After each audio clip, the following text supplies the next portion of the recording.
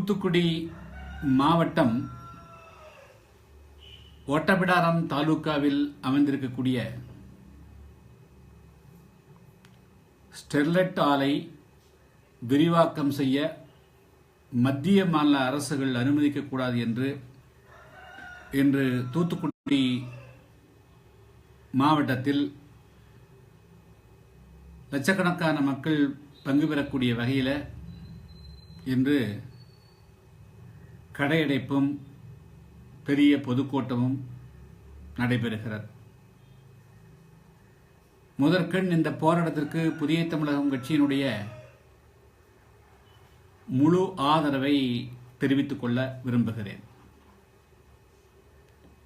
ஏனெனில் இந்த ஸ்டெர்லைட் ஆலை தொகுவதற்கு அனுமதி கொடுக்கப்பட்ட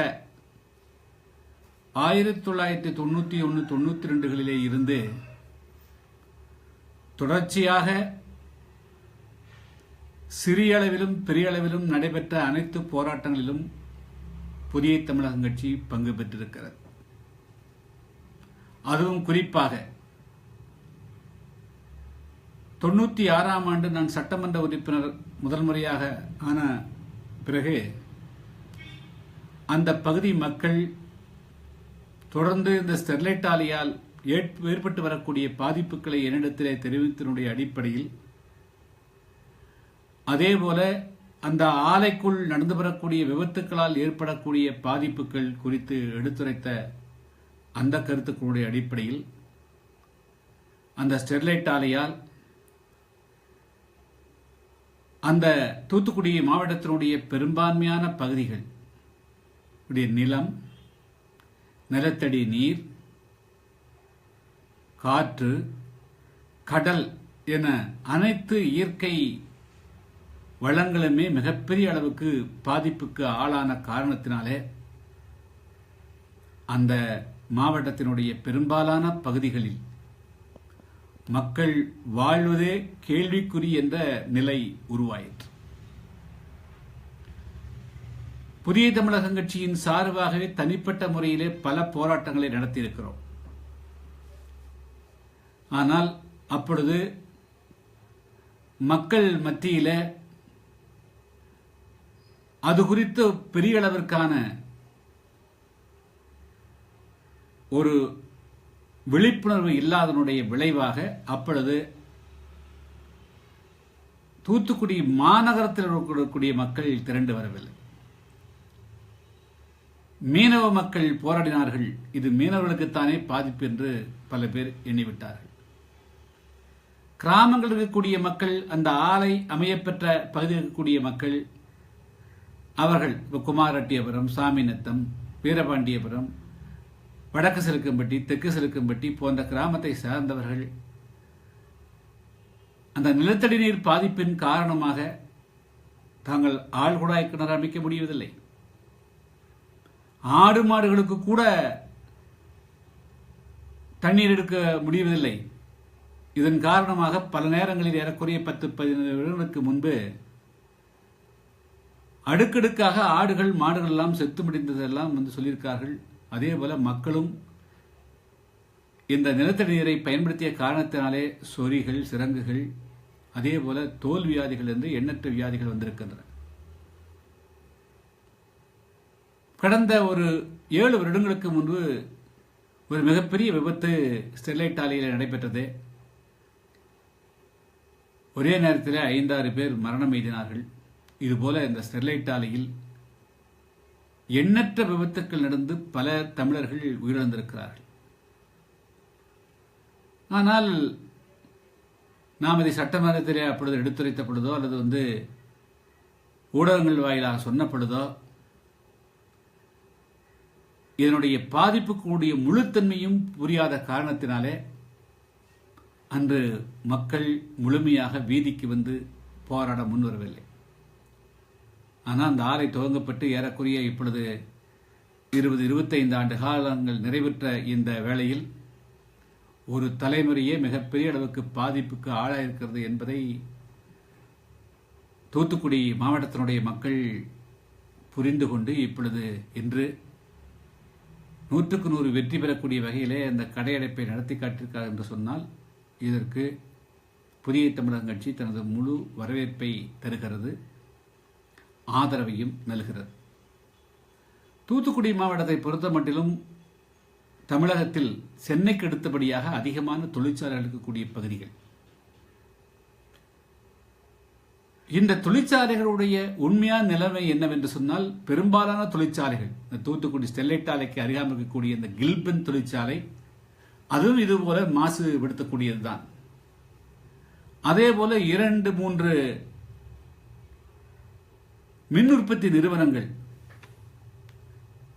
கோஸ்டல் எனர்ஜி என்ற பெயரில் ஒன்று, அதே போல கரியினாலே நிலக்கரி உற்பத்தி செய்யக்கூடியது, நிலக்கரியினாலே செய்யக்கூடிய என்று எங்கு பார்த்தாலும் தூத்துக்குடி மாவட்டத்தினுடைய பெரும்பான்மையான பகுதிகள் ஒன்று காற்று மாசுபடக்கூடிய வகையிலான தொழிற்சாலைகள், அல்லது நிலத்தடி நீரையும் நிலத்தையும் மாசுபடுத்தக்கூடிய தொழிற்சாலைகள், அல்லது கடலிலே மாசுபடுத்தக்கூடிய தொழிற்சாலைகள் என்றுதான் பெரும்பாலான தொழிற்சாலைகள் வந்திருக்கின்றன. இவர்களால் ஏற்பட்ட பாதிப்புகள் சொல்லி மாளா. இப்பொழுது அளவு மாற்றம் குணமாற்றை நிகழ்த்தும் என்பதைப் போல இன்று மக்களே ஒவ்வொருவராக இந்த ஸ்டெர்லைட் ஆலையிலிருந்து வரக்கூடிய நச்சுப்புகையினாலே அவர்கள் ஏற்பட்டிருக்கக்கூடிய பாதிப்புகள், அவர்களுக்கு ஏற்பட்டக்கூடிய பிற தொல்லைகள் துன்பங்கள் எல்லாம் சேர்ந்து இப்பொழுது ஏற்கனவே இருக்கக்கூடிய ஆலை காலாவதியாகி அந்த ஆலையை மூட வேண்டும் என்று இருக்கக்கூடிய நிலையில் இன்னொரு புதிய ஆலையை துவக்குவதற்கு அந்த நிறுவனம் முயற்சி செய்து கொண்டிருக்கின்ற பொழுது எந்த காரணத்தை கொண்டும் அந்த ஸ்டெர்லைட் ஆலை விரிவாக்கத்திற்கு அனுமதி கொடுக்கக்கூடாது என்று மிகப்பெரிய போராட்டம் இப்பொழுது துவங்கப்பட வேண்டும். ஆனால் அந்த போராட்டத்திற்கு முன்னோடியாக இன்று ஒரு கடையடைப்பும் ஒரு பொதுக்கூட்டமும் நடைபெறுகிறது. புதிய தமிழகம் கட்சியை பொறுத்த மட்டிலும் இன்று இதுக்கு போராட்டத்திற்கு ஆதரவு கொடுத்தாலும் கூட கடந்த 20-25 ஆண்டு காலமாக தொடர்ந்து இந்த ஆலைக்கு எதிராக தன்னந்தனியாக களத்திலே போராடக்கூடிய கட்சி என்பதை நான் தெளிவுபடுத்த விரும்புகிறேன். 1997-98களில் இந்த ஸ்டெர்லைட் ஆலையை மூட வேண்டும் என்று வலியுறுத்தி மக்களை திரட்டுவதற்காக மிகப்பெரிய அளவுக்கு ஒரு ஆர்ப்பாட்டத்தை குறுக்கு சாலையை நடத்திவிட்டு தூத்துக்குடியுடைய மாநகரத்துக்குள்ளே மக்களுக்கு விழிப்புணர்வு எடுப்பதற்காக 100 இடங்களிலே நான் தெருமுனை பிரச்சாரம் செய்வேன் என்று அறிவித்திருந்தேன். ஆனால் அந்த போராட்டம் வெற்றி பெறக்கூடாது என்பதற்காகவே சில விசமிகள் திட்டமிட்டு சில நடைபயணங்களை மேற்கொண்டு அந்த போராட்டத்திற்கு குந்தகம் விளைவித்தார்கள். இதெல்லாம் வரலாற்றிலே நடந்த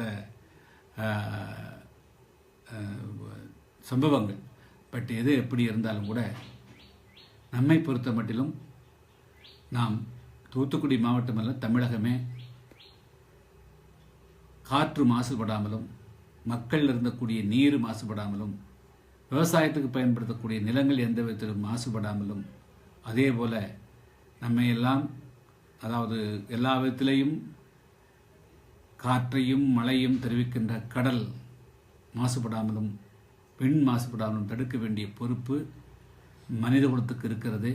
அந்த வகையில் சுற்றுப்புற சூழலை பாதுகாக்க வேண்டிய தலையாய கடமை ஒவ்வொரு குடிமகனுக்கு இருக்கிறது. அதுவும் குறிப்பாக